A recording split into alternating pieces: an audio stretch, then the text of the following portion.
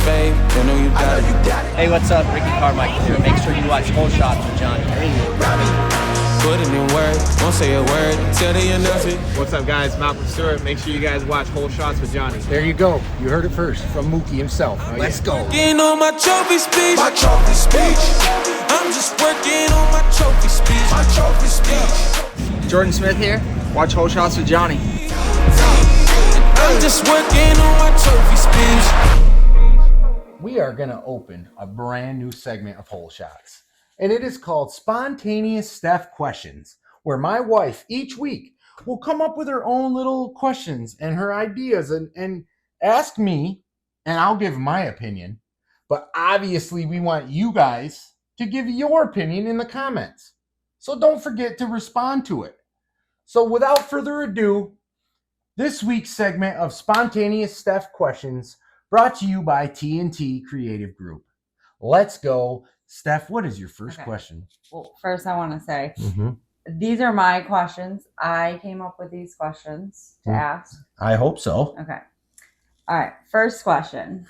Do you think Bam Bam and Anderson would be on the podium if they didn't injure themselves in practice on Friday? That is a fantastic question. And yes, I do think at least one of them would have been, they would have beat out Hunter 100%. I honestly think in the race format that it was, I think Bam Bam would have been a better third place podium than Anderson.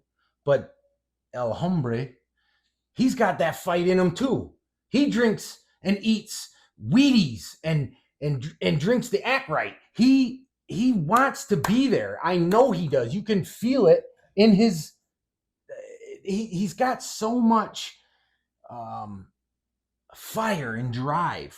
Like, I think Bam Bam, I'm a huge fan of you, but I think at this point in the age, the experience, like, we got to start letting some of these young bucks, I think they need to like make that, let them, kind of pass the torch, so to speak. No. So you don't think so? No. So I think Barcia has a lot. you do. You I do. Yeah. I do. I think that's Once okay. he stops hitting her and he's good to go. And now you're making me feel bad because right? like Barcia's my dude. I know. But Okay. Anderson is also that guy. So I think, yes, one of those two guys I think would have been top 3 this week. I think so. What's your? You got any other ones? You got a couple more? What are your thoughts on Sexton's comments at the post-race press conference? Oh. He mentioned having too many races in the season, and he totally throws shade on Feld Entertainment and Monster Energy. He didn't like it. About what? About the amount of races? The amount of races and how they need time off. It needs to be a specific number, not time. Add more to the season. So that's a very. She's got some good questions. That's something that's like, I kind of, but I think, actually, I don't think, I know Chase Sexton was literally the only rider all year that raced every single race, every round. He raced all of 2024 Supercross and all of 2024 motocross. Let's face it, he did lose.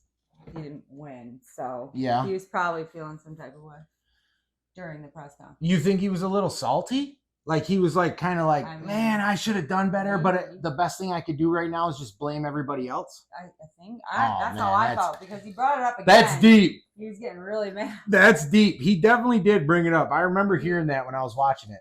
And for him to say that, okay, I can't necessarily, I don't think we can speak on that, like, because it's one of the most grueling sports and the most physically demanding sports out there. I don't care what anybody says. I'll debate that all day. My man Corey, he knows. Evo Moto, you know what I'm saying.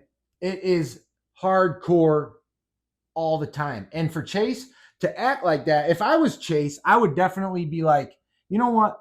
why am I going to like throw shade or start like some drama over this? Like, if anything, I'm going to be like, hey, I'm the only one that was in shape enough and good enough to win a pro motocross championship and still race all these races. Like, I get it. It's got to suck. It's tiresome. You're every weekend, week out, you're in a different state, you're traveling, you're racing, you're beating yourself up. It's got to be kind of hard to manage. Yeah, I'm sure, but that's what you chose. I mean, that's what you love. Yeah, this is true. This is true. Do it. Do it. You have any more questions or comments, concerns? Okay. Why do you think only Tomac, Hayden, and Sexton chose to triple that one section of the track? Wait. No, it's a quad. Or quad. Yeah, not a triple. Quad. Why do you think that other racers didn't catch on? That's a good question too. Well, it was actually consistently Hayden. I don't think he missed, maybe once he missed it. Yeah, you're right. It was very consistent. And you know what? And we were right there. I have footage of it was actually on my storyline at holeshots_4 on Instagram. And I have the video of when Uncle RJ missed the rhythm and he crashed into the barrier, the wall. Oh yeah. Oh my gosh. After that, they packed like a bunch of tough blocks right there. So like if that ever happened again, that they wouldn't hit the wall. But RJ hit the wall, but he got up but anyways, I have the footage of Hayden hop on, hop off, quad. Out of that turn in the first rhythm section there. And then RJ he went off and hit the wall. But anyways, that's a very good question. I think Mookie did it too. Like Malcolm hit it a few different times. But consistently, it was like Star Racing Yamaha was consistent all race long, both motos. It was like this brah, like they were there. Why do you think Hayden caught up so quick? I mean, he was behind. Yeah. And then he caught up. So you think that played a massive factor? So. Yeah. Especially because she's not probably right. She's definitely right. Yeah, but that was by far, I think, at least 3/4 to a second faster. Yeah.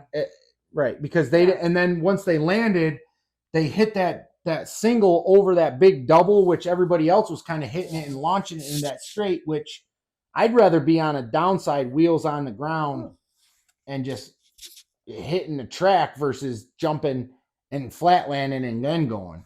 So very good question, but I think Star Racing had a little more juice in their tank and they weren't necessarily scared to do it.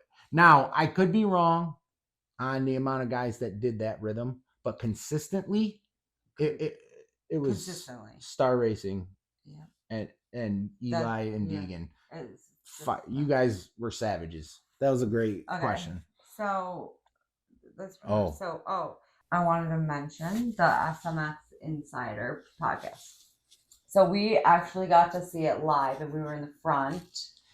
So we got to listen to all of them and it was hilarious at times and so honest, like giving their honest opinions.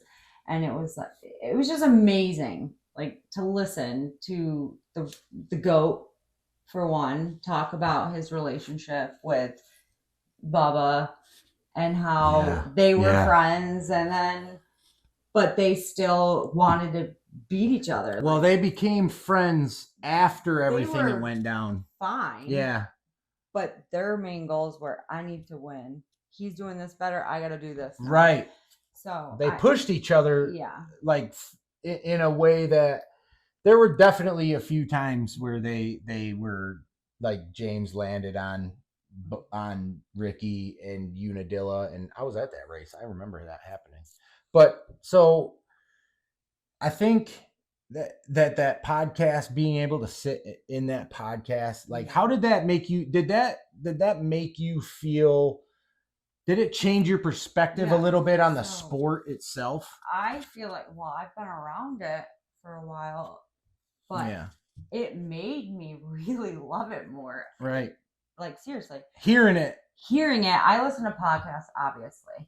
I have not listened to that, but It was so interesting. It kept my interest. It was funny and it was real. Yeah. And all of their opinions wrapped into one. And yeah, it probably made us feel good because we were in the front row of it and watching them. But it was really good. Yeah. I really think anyone should watch it. Yeah, and it Everyone. the way that Feld Listen. Entertainment and Monster Energy put on the spectacle of Supercross and just dirt bike racing in general is like amazing. And the fact that my wife was like, she's always watched the races with me, but it's always that, what are they talking about? What are they doing? What does that mean? A double or a triple? I know what's going on. I get it. I've seen a bunch but of it. I don't know it. What we're trying to do here on Whole Shots is, you know, I'm going to give my take, and then we're going to definitely get that spontaneous Steph back into the channel because it's super fun hearing the questions from a woman and hearing, you know, our responses, because by all means, please feel free to add your opinion. Your opinions are wanted. Just try to keep it positive. We need positive feedback. We don't need negative feedback, okay? So, anyways, I hope you guys enjoyed our new segment on Whole Shots. And we are definitely looking forward to Texas next week. And all I know is that everybody in the 250 class needs to start eating their beans. Let's go. Whole Shots. Cause I kept the faith, keeping the faith. I know you got it. Out of my way, give me some space, just family around me.